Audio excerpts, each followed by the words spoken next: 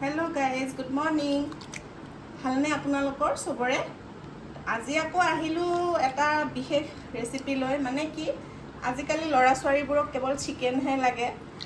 মাক বিলাকৰ বিৰাট দিগদাৰ হৈ যায় আজিনো কি দিম লৰা ছোৱালীক খাবলে হেতু কাৰণে মই অকমান চিকেন লৈছো চিকেনখিনি মই মানে সাধাৰণকে আৰু চিকেন ড্ৰাই ফ্ৰাই বুলি আৰু ড্ৰাই ফ্ৰাই বনাবলৈ লৈছো এনে মানে একো মানে বেছি বস্তু দৰকাৰ নপৰে আৰু এটো জাস্ট মই প্ৰথমতে ভিনেগাৰ লম ভিনেগাৰেৰে মাংসখিনি গুটেখিনি ধুই লৈছো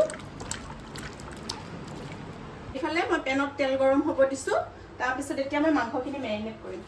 থৈ দিব লাগে এতিয়া পটককে বনাব লগা হয় ন ষ্টুডেন্ট মানে মোৰ লৰা ছোৱালী এতিয়া আহিলে থৈ কিছুমানে থৈ দিবও নোৱাৰে পটককে লাগা হৈ যায় হেতু কাৰণে মই থৈ নিদিও এইটো জাস্ট মানে পটককে বনাম আৰু মেৰিনেশনটো মানে দৈ দিছো ইয়াতে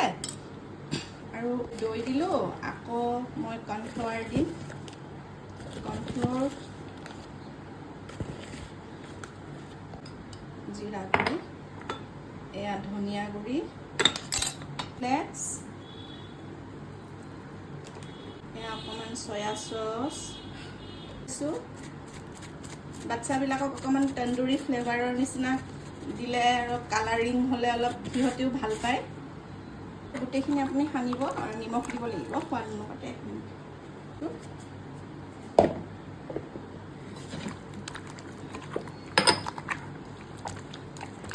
ভিনেগাৰেৰে ধুই ল'ব যেতিয়া মেৰিনেশনটো কৰি আমি ৰাখি নিদিও পটককে যেতিয়া বনাব লগা হয় তেতিয়া ভিনেগাৰেৰে ধুলে বস্তুটো আপোনাৰ ইজি হ'ব আগৰ মেৰিনেশন কৰাৰ নিচিনা হয় বস্তুটো হেতু কাৰণে ভিনেগাৰেৰে পটককে যদি বনাব লগা হয় চিকেন মানে ফ্ৰাই কৰিব লগা হয় তেতিয়া মেৰিনেশনটো কৰিব যেতিয়া নালাগে আৰু তেতিয়া আপোনালোকে ভিনেগাৰেৰে ধুই ল'ব আৰু ইয়াতে মই এটা কণী দিম দেই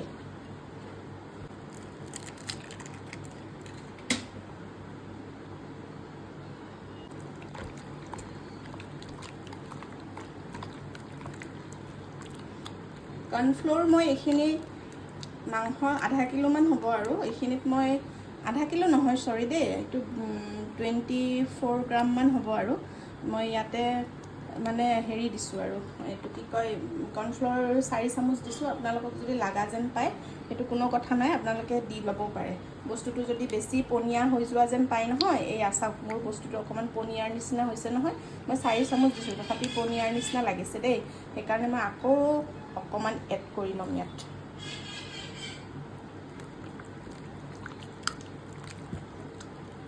এয়া তেল গৰম হৈছে মই দি লৈছো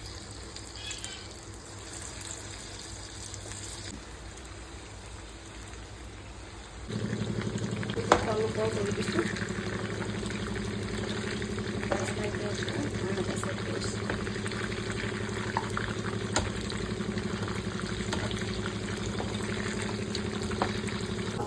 মোৰ চিকেন ড্ৰাই ফ্ৰাই ৰেডি এতিয়া মই এইটো স্মোকি ফ্লেভাৰটোৰ কাৰণে মই এতিয়া মই এইটো স্মোকি ফ্লেভাৰ এটা দিম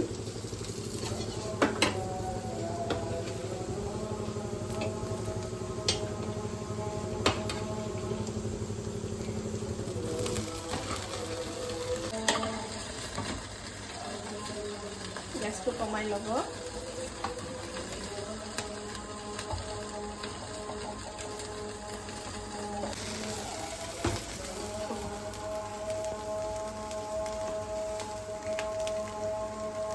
এনেকে উল্টাই দিব সৰি দে